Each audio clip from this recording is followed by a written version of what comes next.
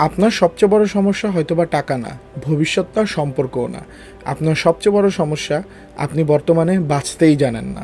মানুষের সবচেয়ে বড় সমস্যা কি জানেন? মানুষ বর্তমানে বেঁচেই থাকে না। মানুষের শরীর এখানে থাকে কিন্তু মন ঘুরে বেড়ায় অতীত অথবা ভবিষ্যতের দিকে। অতীত নিয়ে রিগ্রেট, ভবিষ্যৎ নিয়ে এনজাইটি, আর এর মাঝখানে মানুষ বর্তমান নিয়ে বাঁচতেই ভুলে যায়। ধরুন আপনি আপনার বন্ধুদের সাথে বসে আড্ডা দিচ্ছেন, কিন্তু এর মধ্যে আপনার বডি এখানে থাকলেও আপনি মেন্টালি এখানে নেই। আপনি ভাবছেন আমাকে নিয়ে মানুষ কি ভাবছে, আমি ভবিষ্যতে সাকসেসফুল হব কিনা, আমি এই সমস্যায় আছি, ওই সমস্যায় আছি, কিন্তু রেজাল্ট আপনি ফিজিক্যালি এখানে থাকলেও মেন্টালি এখানে নেই। থিচ নাট হান তার ইউ আর হেয়ার এই বইটিতে একটি পাওয়ারফুল কথা বলেন, the present moment is the only moment available to us. মানে আমাদের হাতে সত্যিকারের যা আছে সেটা শুধু এই মুহূর্ত, কারণ অতীত অলরেডি গন আর ফিউচার এখনো আসেইনি। হার্ভার্ড ইউনিভার্সিটির গবেষক ম্যাথিউ কিলিংসওর্থ অ্যান্ড ড্যানিয়েল গিলবার্ট একটি বড় গবেষণা করেছিলেন। তারা হাজার হাজার মানুষের ফোনে একটি অ্যাপ ব্যবহার করেন। দিনের বিভিন্ন সময়ে অ্যাপটিকে মানুষকে 3টি প্রশ্ন করতে বলেন।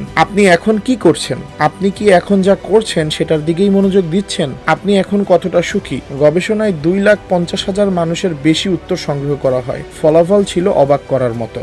দেখা গেল 47%-এর বেশি মানুষ বর্তমান সময়ে থাকেই না। তাদের মন পড়ে থাকে হয় ভবিষ্যতের কোনো চিন্তায় অথবা অতীতের কোনো ভুলে।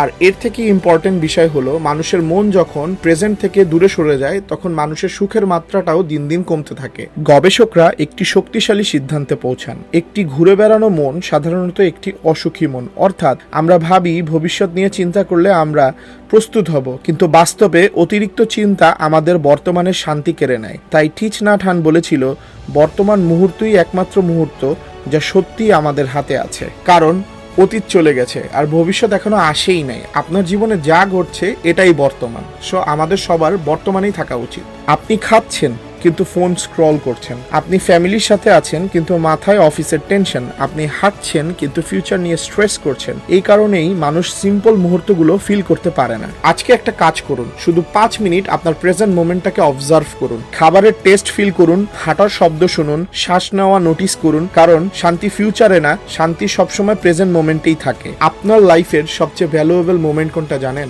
গতকাল না, আগামীকালকেও না, আজকে, এই মুহূর্তটা।